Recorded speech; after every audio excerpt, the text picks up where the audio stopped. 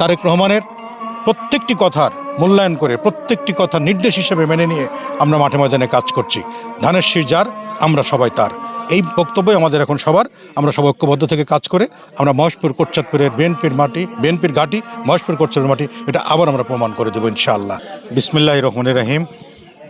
বাংলাদেশ জাতীয়তাবাদী দল বিএনপির পক্ষে আমরা আজ আজমপুর ইউনিয়ন মহেশপুর থানা বিকাল 4টার থেকে গণসংযোগ করেছি, পরে আমরা আলোচনা সভা করেছি।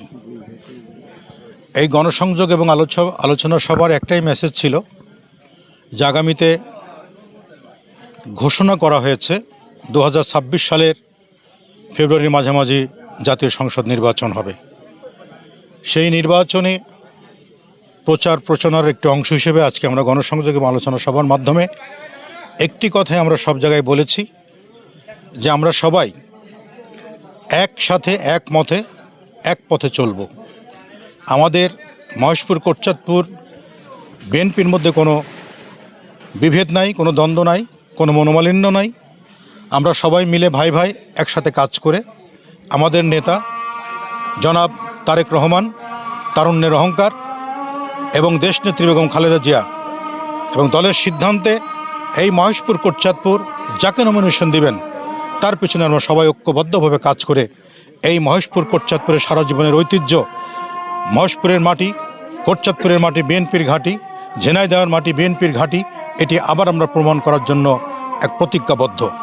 সেই মেসেজগুলোই সাধারণ মানুষের মধ্যে আমরা প্রচার করেছি এবং আমার সাথে যারা নেতৃবৃন্দ ছিলেন, বিএনপির কর্মী বা নেতা কর্মী যারাই ছিলেন, সবার মধ্যে একই মত যে আমরা সবাই ঐক্যবদ্ধভাবে বাংলাদেশের আগামীতে যে জাতীয় নির্বাচন আসছে, ঐক্যবদ্ধভাবে এই জাতীয় নির্বাচনে অংশগ্রহণ করে আমরা যেন বিএনপি সরকার গঠন করতে পারে।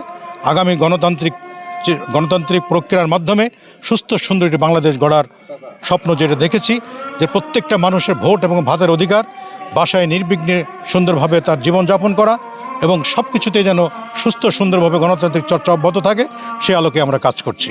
আমরা তারেক রহমানের প্রত্যেকটি কথার মূল্যায়ন করে প্রত্যেকটি কথা নির্দেশ হিসেবে মেনে নিয়ে আমরা মাঠে ময়দানে কাজ করছি। ধানের শীষ যার, আমরা সবাই তার, এই বক্তব্যই আমাদের এখন সবার। আমরা সবাই ঐক্যবদ্ধ থেকে কাজ করে আমরা মহেশপুর কোটচাঁদপুরের বিএনপির ঘাঁটি মহেশপুর কোটচাঁদপুর মাটি, এটা আবার আমরা প্রমাণ করে দেবো ইনশাআল্লাহ।